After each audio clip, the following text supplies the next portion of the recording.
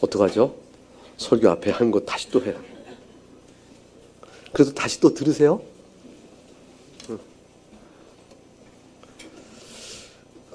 왜 그랬을까요?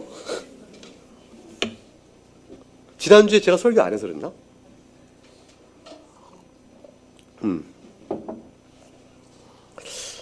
하나님께서 뭐라고 하셨을까?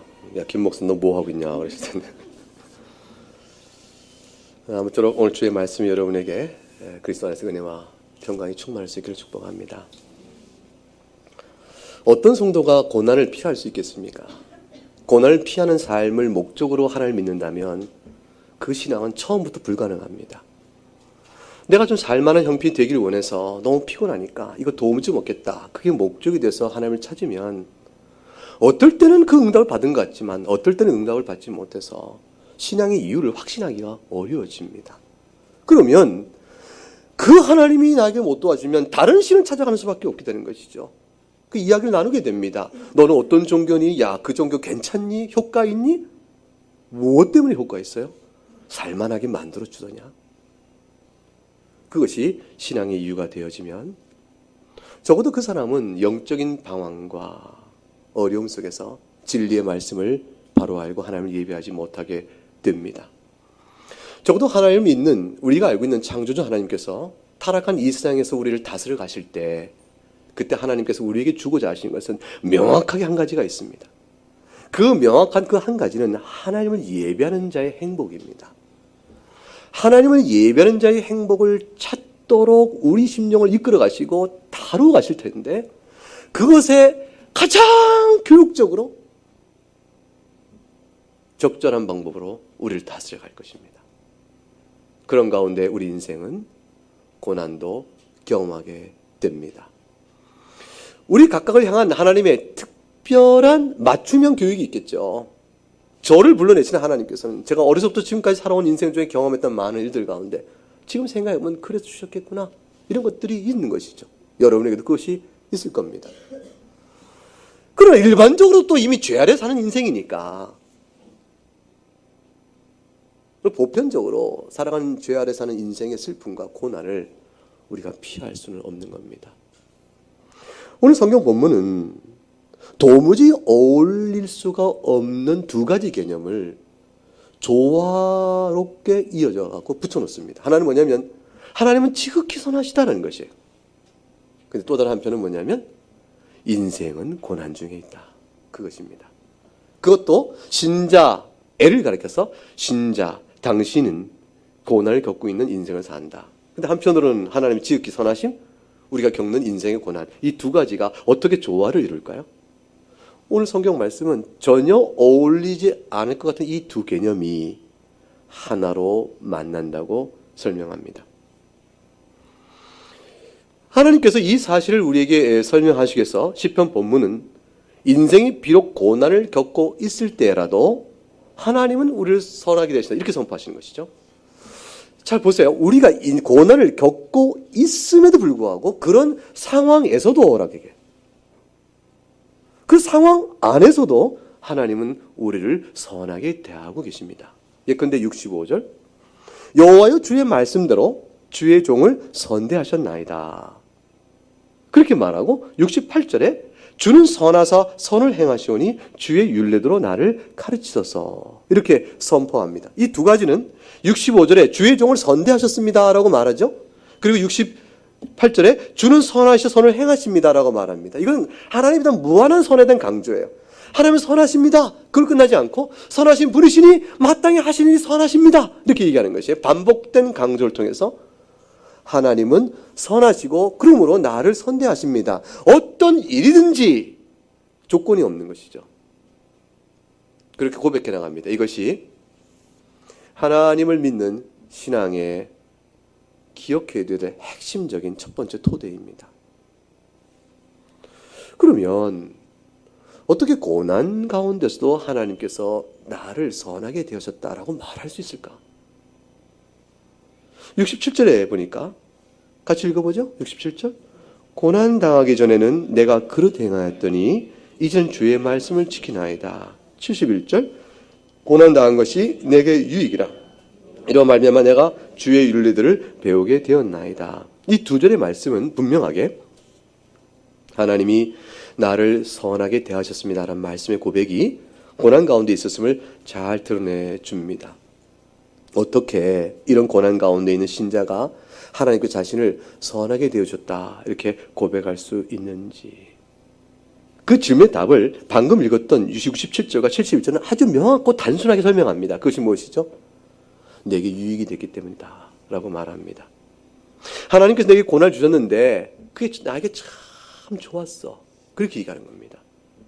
하나님께서 내게 고난을 주셨는데 나 그것 때문에 너무 감사해, 이렇게 말하는 것입니다. 그러니 세상에 그것을 이해하기 어렵죠. 그 고난 좀 줄여보려고, 그 고난 좀 덜어보려고 하나님 믿는 거 아니었어 너? 근데 그 고난 때문에, 고난에도 불구하고, 아니 고난을 주셨는데 도리어 기쁘고 좋았고 선하고 감사하다고? 그게 네가 하나님을 선하다고 말할 수 있는 신앙적 이유가 된단 말이야? 여긴 굉장한 인식의 전환이 전제되어야만 가능한 고백입니다. 도대체 그 무엇일까요? 하나님께서 내게 고난을 주셨으나 오히려 그것을 통해서 나에게 유익을 주셨어. 그래서 난 하나님께 참 감사하고 하나님 나를 선하게 되셨다고 난 믿어요. 이렇게 말할 수 있는 이 고백이 가능성이 도대체 어디서부터 와야 될까? 근본적 인식의 전환이 없으면 불가능한 것입니다. 처음부터 고난 좀 덜어보겠다고 하나님 믿은 사람이라면 불가능한 일이죠. 신앙의 이유와 하나님을 믿는 모든 목적에 대한 근본적 가치, 방향을 오늘 본문은 우리에게 내놓고 물어보는 것입니다. 누가 고난을 기뻐하겠습니까? 학생들은 과제를 내주고 또 이렇게 시험을 보고 하는 것이 자신에게 유익되는 걸 잘 압니다. 근데 아무도 과제 내는 걸 좋아하는 사람은 없습니다. 여러분도 그렇습니다. 제가 여러분에게 성경 공부 가르치면서 과제 내주면 슬금슬금 다 빠져나가셔서 안 오시잖아요. 고난을 좋아하는 사람은 없습니다. 한 가지 단순한 예죠. 그렇지만 만일 여러분에게 주어진 어떤 고난이 있는데 그 고난이 도리어 유익이 된다면 그 고난을 그래도 불구하고 받겠습니다라고 말할 수는 있을까요? 이렇게 한번 물어보면 어떻게 대답하시겠습니까? 항상 그 다음에 나오는 답은 뭐죠? 고난 안 받아도 알 수 있다면 다른 길이 없을까요? 이게 이제 우리의 대답이 됩니다. 고난 좋아하는 사람이 없기 때문입니다. 그렇다면 고난은 지혜의 문제인 것을 알 수가 있습니다. 하나님께서 우리가 고난을 힘들어하고 고난받기를 피할 길을 잘 아시는 그 하나님께서 그럼에도 불구하고 우리에게 각기 아는 일정한 고난을 준다면 그것은 우리가 믿어야 할 한 가지 사실이 있는데 우리에게는 그것이 최선이기 때문이다 라는 사실에 대한 확신입니다. 하나님께서는 섭리 가운데 우리 인생을 끌어가실 때 그의 지혜에 따라 행하십니다. 그의 지혜에 따라 우리에게 지금 그것라고 주시는 것이죠. 지금 그것라고 주시는 것입니다. 그것이 고난일 수가 있는 겁니다. 그렇기 때문에 그 지혜로움에 따라 우리에게 주시는 그 고난은 하나님의 선하심과 충돌될 수가 없는 겁니다. 선하신 하나님 이걸 왜 주세요라고 질문은 뭐냐면 하나님의 지혜에 대한 도전이죠. 그거는 하나님 잘못 알고 계신 것이에요. 그것은 아니죠. 선하시다면 그럴 수 없는 거예요 라고 물을 때 하나 건너뛴 게 뭐냐면 하나님의 지혜의 문제. 지금 하나님께서 너를 잘 알고 나보다 뛰어나신 주께서 너에게 그게 필요한 줄 아심으로 주셨음에도 불구하고 어찌 그것을 하나님의 지혜를 지혜 없다 말하며 더 나아가 하나님을 선하지 않다라고 말하는가? 하나님께서 우리에게 고난을 주셔서 우리를 이끌어 가신 중요한 이유 중에 하나는 뭐냐면 우리 자신을 보면 압니다. 우리가 죄인이지 않습니까?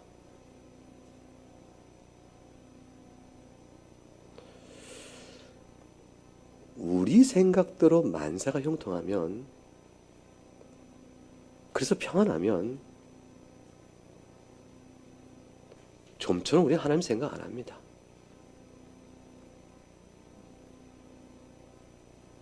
혹시 그 평안과 형통함이 깨질까 싶어서 두려움이 살짝 드니까 하나님 비유 맞추려고 모양을 낼 수는 있습니다.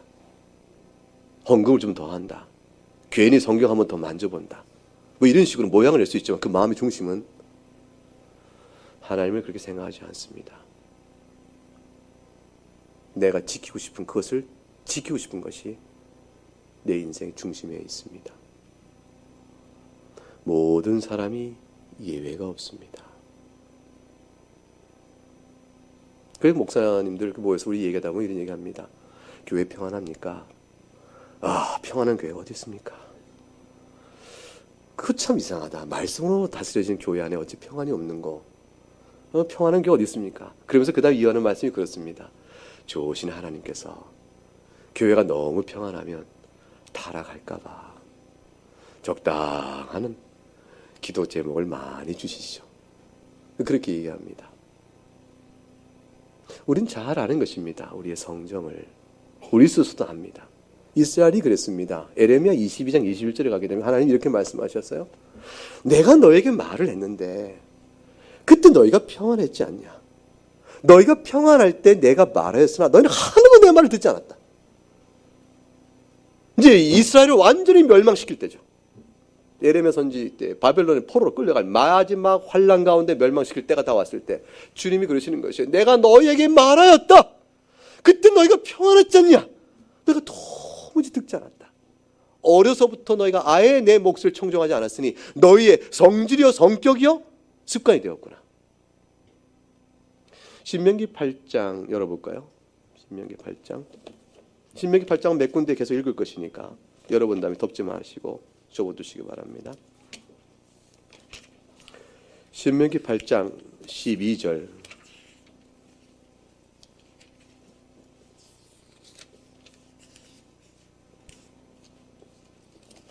(12절부터) (14절) 전반절까지 읽어보겠습니다. 같이 읽죠. 네가 먹어서 배부르고 아름다운 집을 짓고 거주하게 되며 또 네 소와 양이 번성하며 네 은금이 증식되며 네 소유가 다 풍부하게 될 때에 네 마음이 교만하여 네 하나님 여호와를 잊어버릴까 염려하노라. 너무 잘 알았어요. 너무 잘 알았어요. 모세는 애굽에서 나올 때 그들은 하나님의 권능과 능력과 모든 것을 다 봤죠. 광야에서 지금 만나를 먹고 있죠. 하나님의 보호하심과 신실하심을 다 경험하는 사람이에요. 눈으로 생생히 목도한 사람들인데 아무 소용이 없는 겁니다. 여러분, 하나님의 은혜의 손길은 처음 받을 때는 대단해 보이지만 조금 반복되면 평범하게 여겨집니다. 하나님께 너무너무 감사했던 어떤 사실이 그 순간부터 그 다음부터는 인해고 평범해집니다. 우리는 하나님께 받은 은혜를 쉽게 잊는 사람들이에요. 당연하게 여기는 사람들입니다. 이스라엘은 애굽에서 나왔을 때 10가지 재앙과 하나님의 어떤 손길로 어떤 권능의 손길로 그들 이끌어낸지 잘 알고 목도한 사람들이었으나 먹고 배부르고 아름다운 집을 짓고 살게 될쯤 되면 하나님 잊어버립니다. 불평과 원망이 그들의 입술에 가득 차게 되어지죠. 17절 가게 되면 그래서 뭐라고 되어 있습니까? 그러나 네가 마음에 이르기를 내 능력과 내 손의 힘으로 내가 이 재물을 얻었다 말할 것이 아니겠느냐. 그래서 하나님께서는 우리를 낮추십니다. 사랑하시기 때문에 낮추시는 것이에요. 이게 우리의 성정이니까 사랑하는 자들을 이렇게 놔두지 않으신 겁니다. 우리를 낮추십니다. 모든 교만의 악을 낮추셔서 결국 쓴뿌리를 제거하도록 뽑아내시길 원하셔서 우리를 다루고 가십니다. 뿌리가 깊으면 깊게 뽑기 위하여 고난도 깊여 주실 것이고 뿌리가 얕으면 쉽게 뽑히니까 고난도 작겠죠. 신명기 8장 2절과 3절을 보게 되면 기록되기를 그 유명한 말씀이 나옵니다. 2절과 3절 말씀을 같이 읽어보죠. 네 하나님 여호와께서 이 40년 동안에 내게 광야길을 걷게 하신 것을 기억하라. 이는 너를 낮추시며 너를 시험하사 네 마음이 어떠한지 그 명령을 지키는지 지키지 않는지 알려 하심이라. 너를 낮추시며 너를 줄이게 하시며 또 너로 알지 못하며 내 조상들도 알지 못하던 만나를 내게 먹이신 것은 사람이 떡으로만 사는 것이 아니요 여호와 입에서 나오는 모든 말씀으로 사는 줄을 네가 알게 하려 하심이라. 하나님 사랑의 방법은 그것입니다. 하나님 분명하게 너희가 내가 너희를 사랑하는 알라 라고 말씀하실 때 그 사랑을 알게 하는 방법은 오직 하나님 말씀을 알게 하세요. 그리고 그 말씀을 사랑함으로 그리하여 하나님 말씀 우리가 사는 줄 압니다 라고 고백하는 그것이 하나님께서 우리에게 주신 사랑의 극상의 사랑입니다. 인생 중에 우리가 어떤 형편에 살아가느냐라는 것은 어떤 의미에서 보면 하나님의 안중이 없습니다. 하나님 제가 거지된 것을 모르십니까? 하나님 제가 이렇게 병약한 자가 된 거 모르십니까? 하나님 제가 30년 인생을 마치고 주가 되었고 이렇게 병들었습니다. 모르십니까? 하나님 제가 얼마나 피땀 흘려 쌓은 모든 사업이 한순간에 망해버린 거 모르십니까? 라고 묻는 모든 우리 삶의 형편의 모든 것들은요, 어떤 의미에서 보게 되면 하나님께서는 괴념치 않으십니다. 그 모든 걸 통해서 너는 지금 무엇을 알았느냐, 이것이 더 중요합니다. 우리가 하나님 입에서 나오는 모든 말씀을 사는 줄 내가 알았나이다. 그러면 그 모든 형편들은 우리 안에서 그것을 핑계 삼아 하나님 앞에 원망할 일이 아닌 것을 알게 되어지고 말할 수 없는 하나님의 사랑에 대한 깊은 감사로 바뀌어 버립니다. 하나님께서는 우리를 낮추세요. 그리고 시험하십니다. 두렵죠. 그런데 기억하시기 바랍니다. 감당할 만큼만 낮추십니다. 절대로 우리가 망해버려서 완전히 하나님의 사랑에 낙담하고 절망하여 아예 하나님 완전히 떠나버릴 만큼까지 확 내쫓지 않으시는 거예요. 그러니까 끈을 묶어서 보내시는 거예요. 그 끈은 용수철로 묶으신 것이죠. 하나님께서 시험하여 내보내십니다. 그러나 당기는 힘을 하나님 놓지 않으시는 것이에요. 감당할 시험만큼 우리에게 시험하시는 겁니다. 그 마음에 하나님을 어떻게 생각하는지 그걸 보시려고. 그래서 사람이 떡으로만 사는 것이 아니라 하나님의 말씀으로 산다는 사실을 진실로 고백하고 살 수 있도록 하시려고. 그래 이거 영원히 사니까. 잠깐 살다 마는 인생이고 썩어져 육신과 사는 인생이고 이 세상 사는 동안 돈과 금과 세상 영광이 다 필요하고 좋지만 그것도 사실 잠깐 동안 있다 필요한 것이고 그것이 항상 우리에게 영적 유익을 주는 것도 아니고 돈 많으면 시험이 많이 들 것 같아요. 저는 신령하게 무슨 돈을 잘 쓸 것 같지가 않습니다.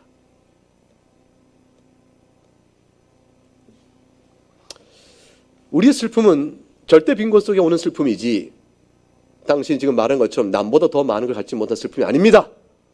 혹시 그렇게 말할 수도 있을지 모릅니다. 그러나 하나님 앞에서는 동일한 질문 앞에서는 상태일 뿐입니다. 절대 빈곤을 다시 주장하고 해석하고 내서서 하나님을 선하심을 믿을 수 없다고 말하는 어떤 핑계도 성경은 인정할 만한 핑계로 보지 않으십니다. 하나님 그렇게 보지 않으세요. 여러분이 받은 고난을 돌이켜볼 때 하나님을 떠날 만한 이유가 될 만한 고난이 있었는가 생각해 보시기 바랍니다. 하나님의 분명한 뜻은 고난을 통해서라도 하나님께서 우리를 낮추시사 하나님의 말씀을 사는 것임을 알게 하시는 것, 그것이 우리의 유익을 위해 절실한 것이기 때문에 그것을 목적으로 우리를 다루어 가십니다. 그래서 오늘 본문 보니까 다시 신명기 8장 잠깐 놔두시고 시편 119편을 다시 돌아보니까 67절과 68절 69절에 이렇게 되어 있죠. 67절 고난당하기 전에 내가 그릇 행하였는데 이제는 주의 말씀을 지키나이다. 69절에 교만한 자들이 거짓을 져 나를 치료하였사오나 나는 전심으로 주의 법들을 지키리이다. 주의 말씀을 내가 이젠 지키는 자가 되어졌고 전심으로 주의 법들을 지키는 자가 되었습니다. 이 두 가지 사실을 고백합니다. 무엇을 매개로, 무엇을 거친 다음에 고난입니다. 고난을 통해서 전에는 제가 이러하였으나 지금은 이런 자가 되었나이다. 설령 69절처럼 환란이 있다 할지라도 교만한 자들이 거슬져 나를 치는 환란과 박해가 있을지라도 나는 거기 굴하지 않고 여전히 전심으로 주의 법도 지킬 것입니다. 무엇을 경험했기 때문에 이 고백이 나오죠? 고난입니다. 시편은 이 고난이 무엇이었을까에 대해 설명하지 않습니다. 다만 영적 형편만 얘기합니다. 고난 이전과 고난 이후. 그릇 행하였고 불순종한 자였는데 이후는 뭡니까? 이제 하나님의 말씀을 전심으로 지키길 원하는 자로 바뀌었다고 말합니다.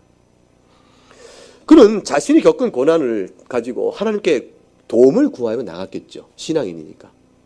우리가 고난을 당하면 하나님께 도움을 구하여 나가지 않습니까? 하나님, 이 고난 너무 힘듭니다. 저를 좀 불쌍히 해주시고 고난을 제하해 주시고 견딜 수 있게 도와주시고 하나님 도와주세요. 당연히 우리 그렇게 기도할 것입니다. 그런데 아주 중요한 차이가 있는 것이에요. 그것을 도와주면 하나님이 선하시다는 사람과 그 기도 중에 하나님의 도움만이 살길 줄 알고 기도하는 과정 속에 하나님, 제가 지금 이 고난 속에서 무엇을 하기를 원하십니까? 라고 묻는 자와 질문이 달라집니다. 대답이 달라지게 되는 것이에요.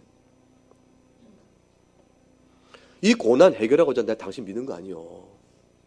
내가 10년 동안 20년 동안 당신을 내가 향하여 얼마나 내가 헌신하며 신앙생활을 충실히 해왔어. 그런데 나에게 이럴 수가 있는 이런 태도로서의 고난을 당하고 주께 도움을 구하는 사람은 영영 고난 주신 바의 뜻을 알지 못하게 됩니다.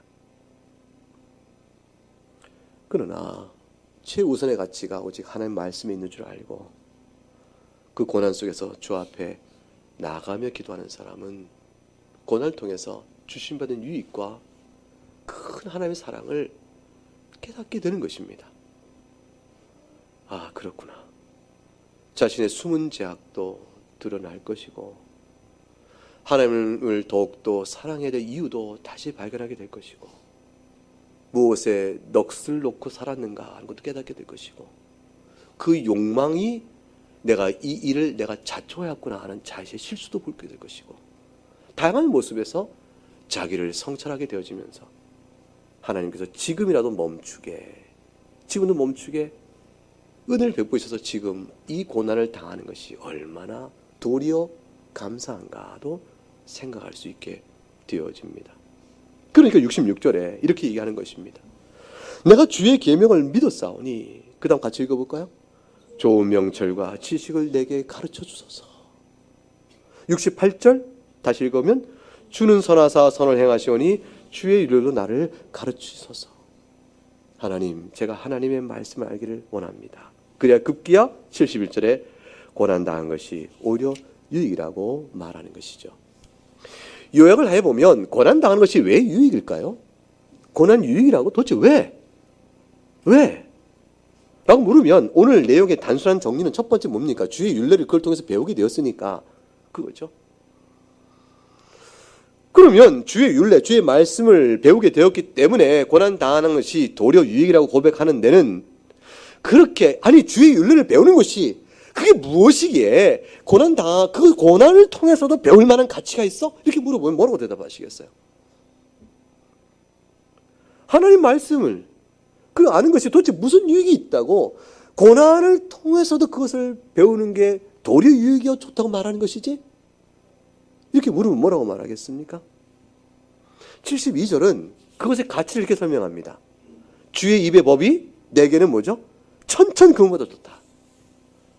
세상의 은금, 세상의 그 어떤 것, 그 모든 것을 갖다 줘도 하나님의 말씀의 교훈을 듣고 아는 것보다 좋지 않다. 이 방향과 목적과 가치가 뚜렷하면 이 고백을 받을 수 있는 것이고, 그렇지 못하면 절대로 못 받는 것입니다.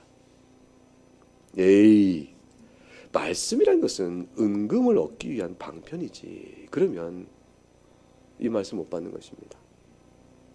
하나님의 말씀이 하나님이 목적이 되어지면 이 말씀은 들어오게 되는 것입니다. 69절에 한 무리가 나옵니다. 교만한 자들과 것을 지어 나를 치려는 사람이 나옵니다. 이 사람들은 70절에 마음이 살쪄서 기름덩이 같은 자들이라고 말합니다. 어떤 사람들일까요? 마음에 이제 심장이다. 마음에 기름덩어리가 콕콕, 기름덩어리가 1cm, 5cm, 10cm, 1m 툭툭툭. 그럼 어떻게 됩니까? 밖에서 아무리 칼질해도 끄떡 없습니다.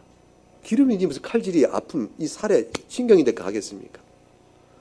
기름덩어리로 마음이 다 쌓여 있어서 하나님 말씀이 양날 가진 검처럼 예리하여 우리의 혼과 영과 관절을 다 쪼개는데 그 얘기는 아무 소용이 없는 것이에요.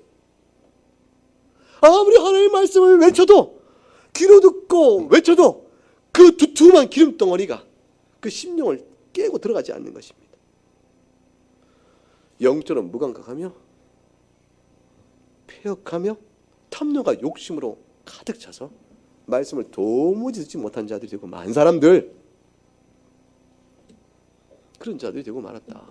이런 자들이 고난을 통해 주의 율례를 배우게 되어지니 내게 유익이다 라는 말씀을 알아듣겠냐 그겁니다. 알아들을 수 있을까요? 이런 자들은 시편 73편 지난번 설교에서 말했던 바로 그런 자들입니다. 시편 73편은 이렇게 얘기하죠. 이런 자들에 대해서 눈이 어떻게 됐습니까? 살찐 자들이라 이렇게 말했습니다. 그리고 입은 거만이 하늘에 두른 자들이라 이렇게 말했습니다.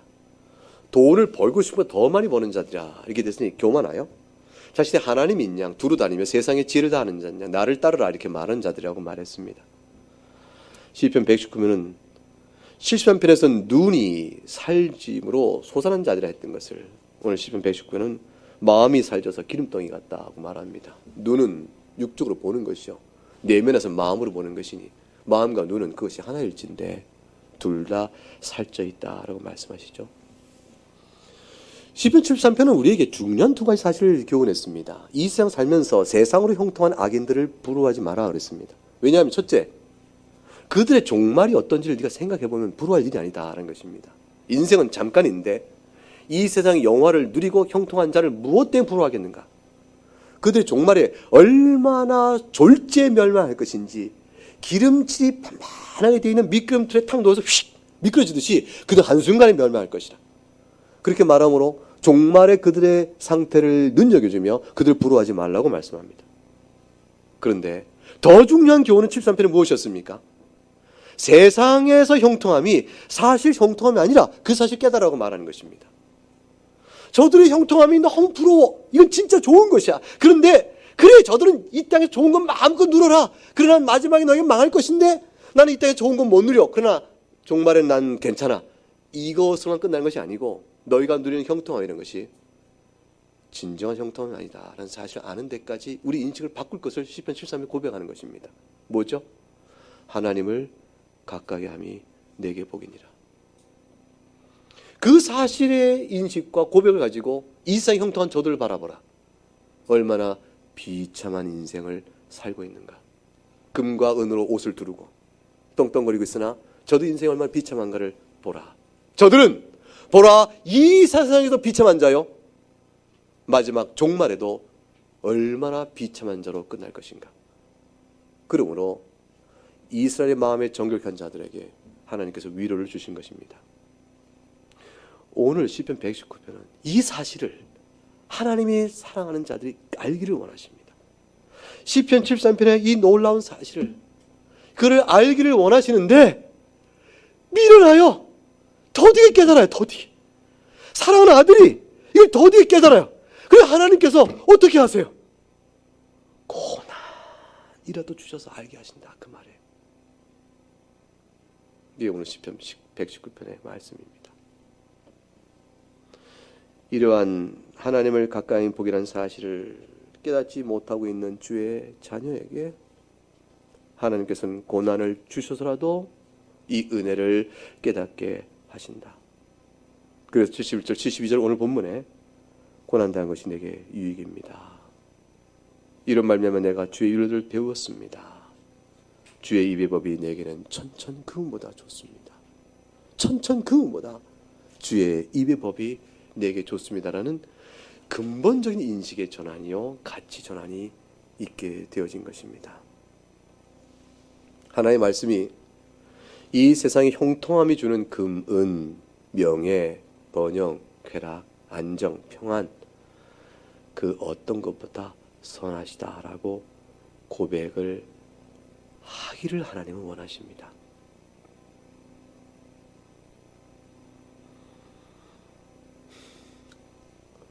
육신 가운데 사는 인생의 피곤함과 고단함을 모르시는 것이 아닙니다.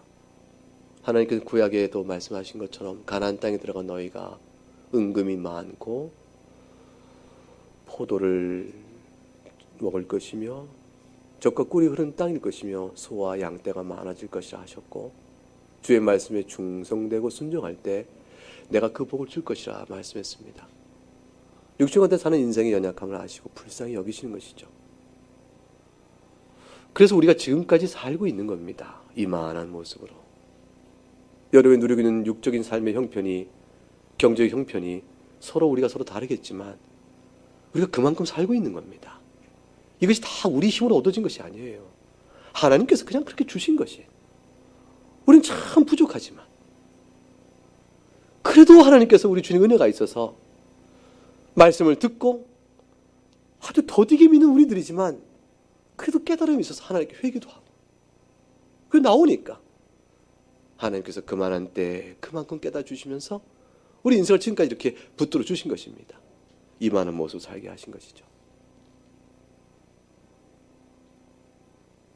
하나님께서는 우리가 하나님을 알기를 원하십니다.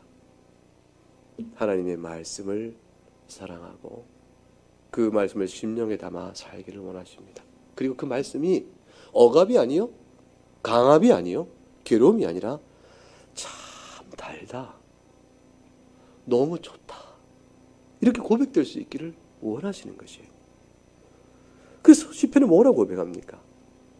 꿀보다 달고 단이 송이채 꿀을 먹은 것보다 더 달구나. 이 고백의 마음이 우리 가운데 있기를 하나님 참 기뻐하세요. 기대하시는 것입니다. 시편 19편 7절 10절에 여호와의 율법은 완전하여 영혼을 소성시키시니 또한 여호와의 증거는 확실하여 우둔한 자인 우리를 지혜롭게 하시니 여호와의 교훈은 정직하여 우리 마음을 기쁘게 하시니 여호와의 계명은 순결하니 우리로 밝히 보게 하시는구나. 여호와를 경외하는 도는 정결하여서 영혼까지 이르고 여호와의 법도는 진실하여 다 의로우니 내가 어찌 그 많은 순금보다 더 사모하지 않을 것이며 그 송이꿀보다 더 사랑하고 달게 받지 않겠는가. 정리해 보겠습니다. 고난은 여러분이 하나님 앞에 어떤 사람인가를 드러내줍니다. 아주 분명하게, 아주 선명하게 드러내줍니다. 여러분이 여지껏 무엇을 믿고 살아왔는가를 아주 그냥 탁 드러내주는 것이에요. 고난당하는 사람이 다 똑같은 반응을 보이는 것은 아닙니다. 어떤 이는 고난을 당하면 하나님께 불평과 원망을 합니다. 하나님 주신 고난의 손길을 잘못 사용하는 것이죠. 잘못 받고 있는 것이죠. 미련한 것입니다. 어떤 이는 하나님의 선하심을 오히려 믿고 이런 고난 가운데 다른 사람에게도 하나님 선하시오라는 말을 증거하는 아주 이상한 반응을 보입니다. 그 사람은 하나님께서 지혜 가운데 주신 고난을 바르게 이해하고 받는 사람입니다. 어떤 이들은 이 세상의 안일함과 평안함 가운데 있으면서 그걸 자랑하면서 가는데 하나님 얼마나 나에게 복을 주셨는가, 보라 내가 얼마나 안일한가, 내가 얼마나 평안한가, 나는 우병장수 근심이 없도다, 하나님 내게 복을 주셨다를 막 자랑해요. 그런데 영적 나태와 무감각 속에 서 있습니다. 근데 어떤 이는 고난을 겪고 있으나 생생한 영적 각성과 깨달음 속에서 하나님 앞에 서가고 있습니다. 누가 복된 자일까? 하나님 누구를 부르시고 누구를 사랑하실까요? 어떤 이들은 하나님께서 내게 고난을 주신 것은 하나님 전혀 내 형편을 고려하지 못했던 참으로 답답한 일이라고 하나님께 원망을 합니다. 아마 우리가 종종 보이는 반응일 것입니다. 그런데 어떤 이들은 하나님 지혜로우시니 그 선하신 하나님께서 내 인생을 그 선한 가운데 이끄실 것이 무엇을 불평하겠는가. 이 일을 통하여 나는 하나님 앞에서 내가 어떻게 서 있으며 주께 내가 원하시는 것이 무엇인가를 나는 더듬어 기도하며 구할 것이라. 그리고 나갑니다.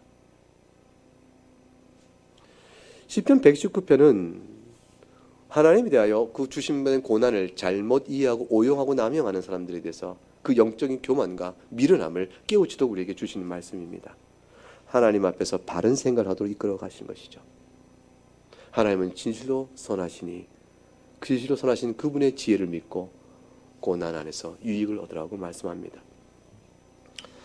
고난이 닥치면 인간 참 아무것도 아니구나 생각을 늘 생각해야 됩니다. 우린 보잘것없습니다. 우리의 신앙의 경건, 거룩 자랑할 것이 못 됩니다. 그리고 육적인 측면에서 우리 가지고 있는, 누리고 있는 모든 권세, 소유, 그게 무엇입니까?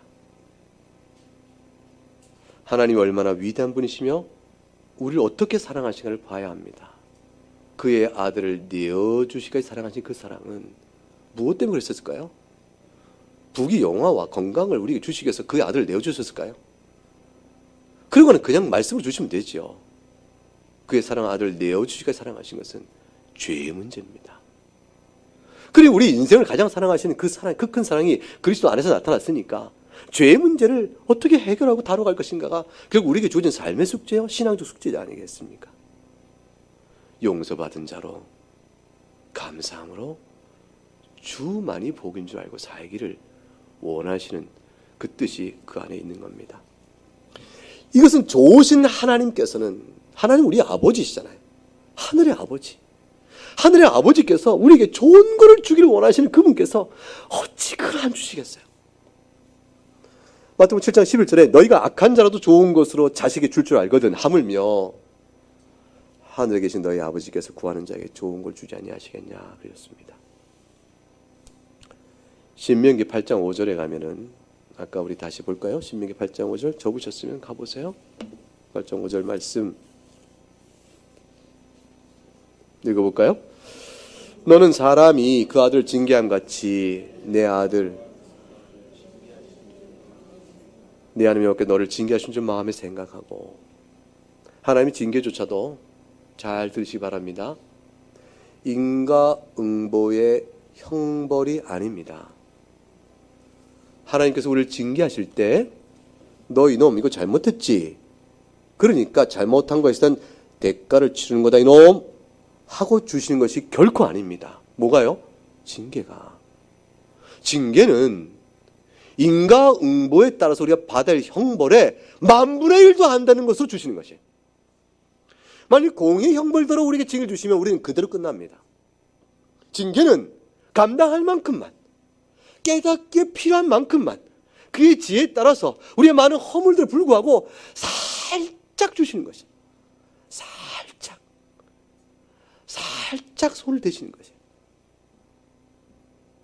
병훈아 모르겠느냐, 살짝 주시는 것이에요. 만일 행한 대로 벌하시면 끝입니다. 우리에게 왜 행한 대로 인과응보의 공에 따라 징계하지 않으시고 사랑으로 하실까요?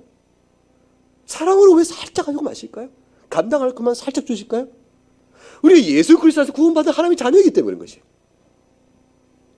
모든 정죄를 주께서 받으셨으니까 우리를 향한 징계는 공에 따른 형벌이 아니고 용서받은 자에게 베푸시는 은혜의 손길이요 사랑의 손길 따름입니다. 그러니 하나님께서 너희가 아들을 징계함처럼 하나님께 너를 징계한 줄을 너희가 생각해라 하신 말씀은 아버지 하나님의 사랑에 대한 확신을 깨우쳐 주신 것이죠. 16절 가볼까요? 16절 신명기 8장 16절 다시 한번 같이 읽습니다.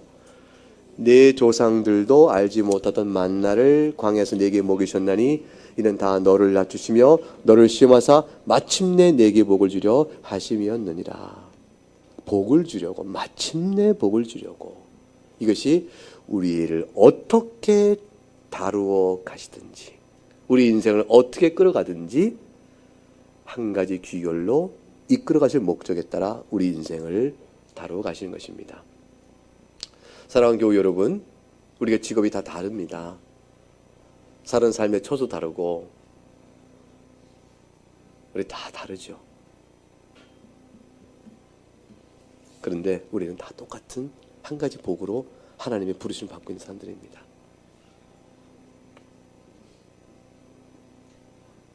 하나님을 사랑하세요. 목사님 제가 여러분을 바라볼 때 여러분 가운데 가장 크신 분은요, 여러분이 이 땅에 살아가는 삶의 형편에 따라 커 보이는 것이 아니고 여러분 중심에서 하나님을 사랑하는 경외의 마음의 크기가 내가 느껴지는 만큼 여러분 제가 볼 땐 큽니다. 제가 봐도 그렇습니다.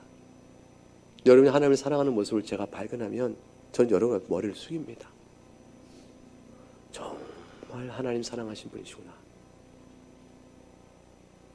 여러분 신앙을 제가 담기를 원하고 여러분을 존경하는 마음을 갖습니다.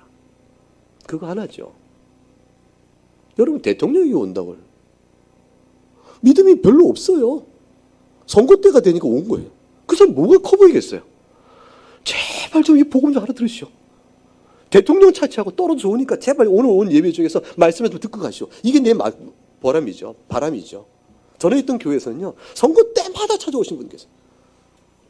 구선거, 구청장 선거, 구의원 선거, 국회의원 선거, 뭐 이것저것 선거 때마다 찾아오세요.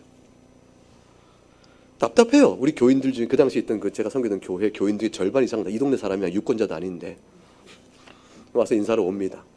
앉으시라고 예배 드리시라고. 근데 뭐 발언권 안 주고 나중에 오신 분 소개할 때 인사는 한번 하게 했는데 이제 교회 소식 시간에 답답하죠.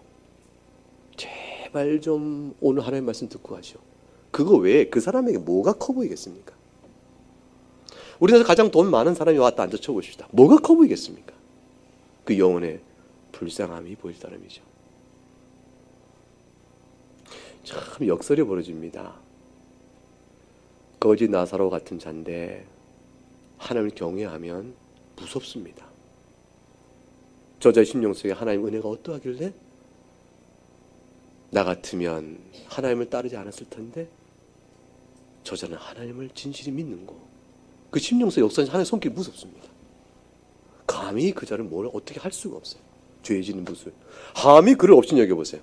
그 죄값을 어떻게 치는가 하시는 두려움이 생기죠. 그 뒤에 있는 크게 서 계신 예수님 때문에 크게 서 계신 하나님을 바라보니까 함부로 대할 수가 없는 겁니다. 교회에 나오는 유익은 그것을 서로 보는 데 있습니다. 서로를 바라보세요. 교인들 서로 바라보시기 바랍니다. 그러면 서로 안에서 우리는 그것을 바라보게 됩니다. 어려움이 다가오면 우리는 어떻게 될까요? 바로 그 관점입니다. 하나님 앞에서 우리는 어떤 존재인가? 하나님은 어떤 분이신가?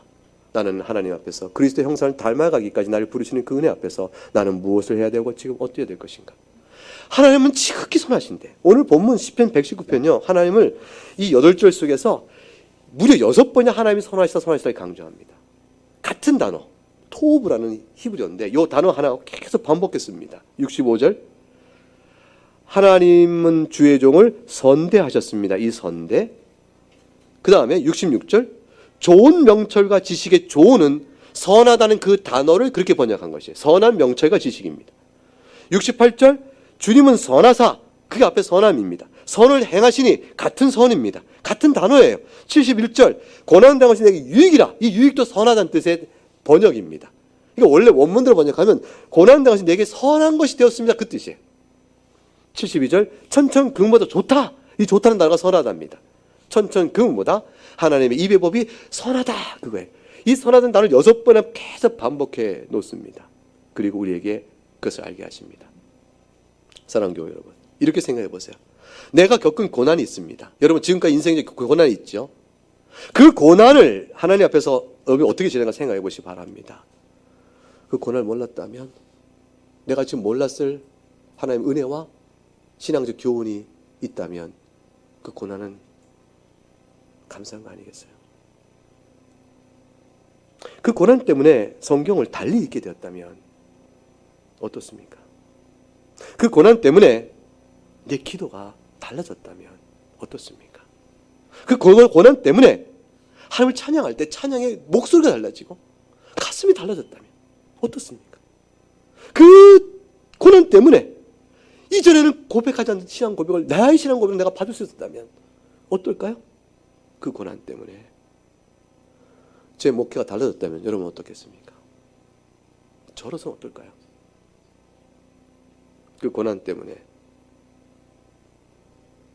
전에 없던 영적인 성장과 성숙과 그런 것이 조금 나에게 들어진 게 있다면 감사하지 않겠습니까? 내게 유익이라. 감당할 만한 시험과 감당할 만한 고난을 주십니다. 너무 힘들어도 낙심하지 마시고 절망하지 마시기 바랍니다. 주 안에서 수고하는 모든 일들이 헛되지 않다고 하셨습니다.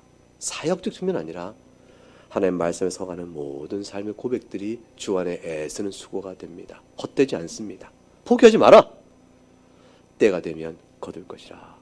갈라디아서 6장 9절의 말씀입니다. 이 말씀으로 잘 서가시는 여러분 될 수 있기를 주의 이름으로 축복합니다. 함께 우리 찬송하겠습니다. 찬송가